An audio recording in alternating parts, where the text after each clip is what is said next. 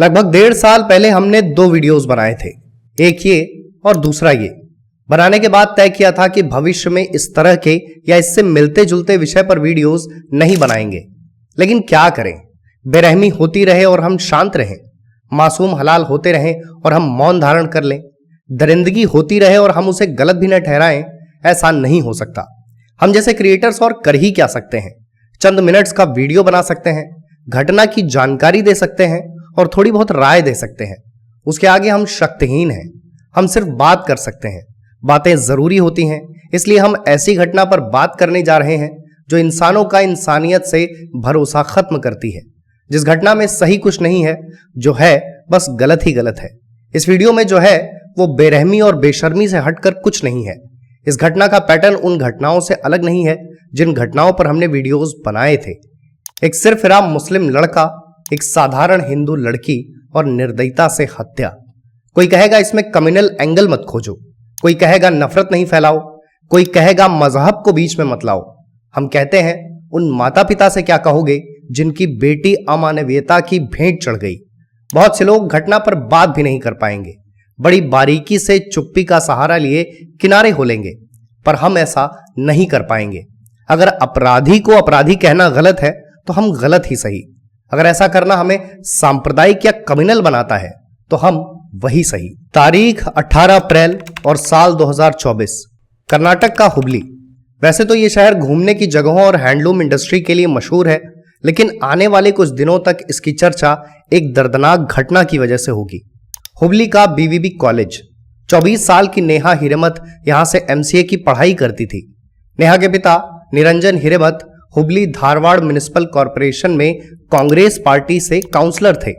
बेलागावी के सावदत्ती का रहने वाला 23 वर्षीय मोहम्मद फयाज इसी कॉलेज में बीसीए का छात्र था। फयाज के पिता सरकारी शिक्षक हैं। वो एक परीक्षा में फेल होने के बाद बीते 6 महीने से कॉलेज नहीं गया था। फिर 18 अप्रैल को अचानक वो कॉलेज में नजर आता है, नेहा के पास जाता है और दिन दहाड़े जो करता है उसका वीडियो किसी भी सोशल मीडिया प्लेटफॉर्म पर आसानी से देखा जा सकता है।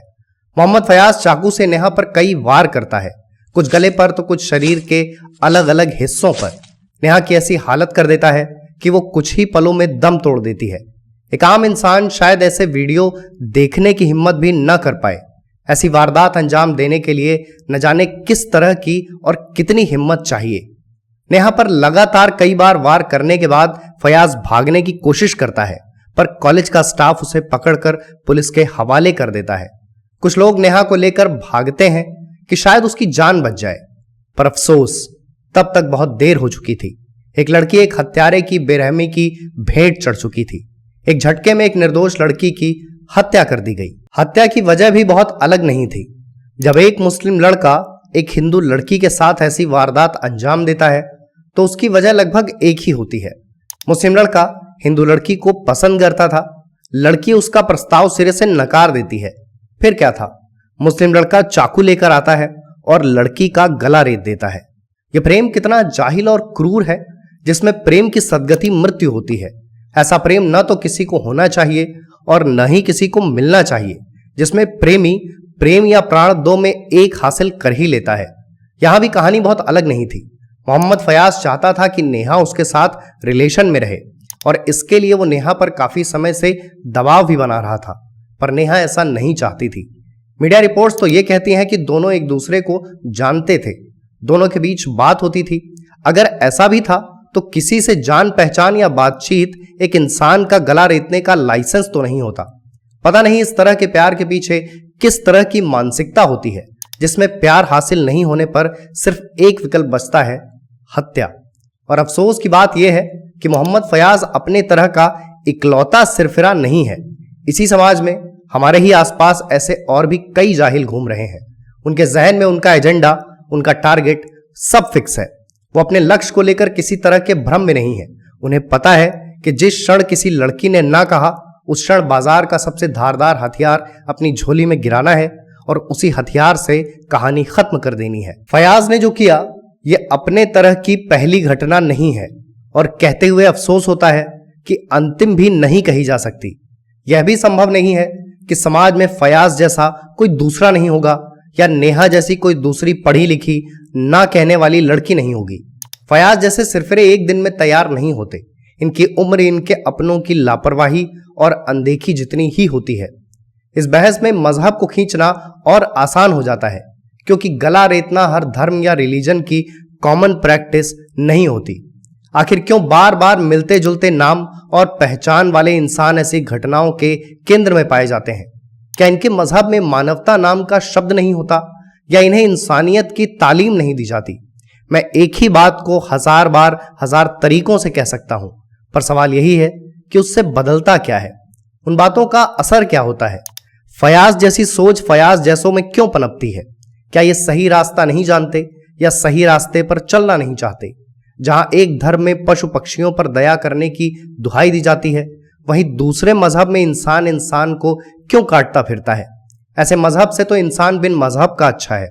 अगर एक मजहब एक इंसान को फयाज बनाता है तो सबसे पहले उसे इंसान बनने की सीख देनी चाहिए, और कृपा करके नफरत ना फैलाओ वाला कमेंट करने से बचें, क्योंकि ऐसा कहने वाले लड़की और लड़की के परिजनों की पीड़ा सिरे से खारिज कर देते हैं।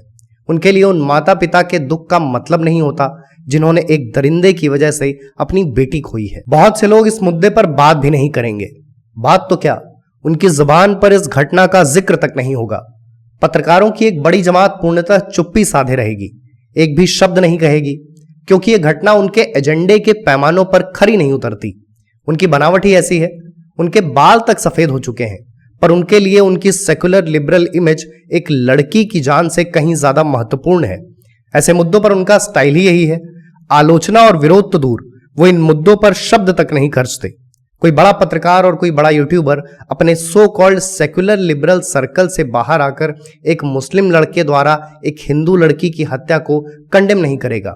पूरा का पूरा सेकुलर इकोसिस्टम गलत को गलत नहीं कहेगा। वो सच को सच की तरह कभी नहीं स्वीकारेगा। वो कभी नहीं कहेगा कि एक मुस्लिम लड़के ने एक हिंदू लड़की की हत्या कर दी। यही हमारे बीच रहने वाले और हमारे समाज के तथाकथित बुद्धिजीवियों की सच्चाई है। हम शायद इन लोगों को कोसना बंद भी कर दें, पर सच यही है कि हमें मौका ही नहीं देंगे। मैं ऐसी घटनाओं में मजहब की बात करना बंद भी कर दूंगा जब इस मजहब के लोग ऐसी घटनाओं को गलत कहना शुरू करेंगे, फयाज जैसों का बहिष्कार करना शुरू करेंगे, उसे कड़ी से कड़ी सजा देने की बात करते नजर आएंगे। लेकिन तब तक के लिए मैं कहता रहूंगा कि फयाज नाम के मुसलमान ने नेहा नाम की हिंदू लड़की का गला रेत कर हत्या कर दी, वो भी सिर्फ इसलिए कि नेहा ने फयाज का प्रस्ताव अस्वीकार कर दिया था। मोहम्मद फयाज उनके जैसों की लापरवाही और अनदेखी का ही नतीजा है। ऐसे हत्यारे एक दिन में नहीं बनते। इन्हें बनने से पहले समझने और रोकने की सख्त जरूरत है। इन्हें ऐसी सजा देने की जरूरत है जो दूसरे अपराधियों में खौफ पैदा करे, जिससे किसी और लड़की का अंत ऐसा न हो।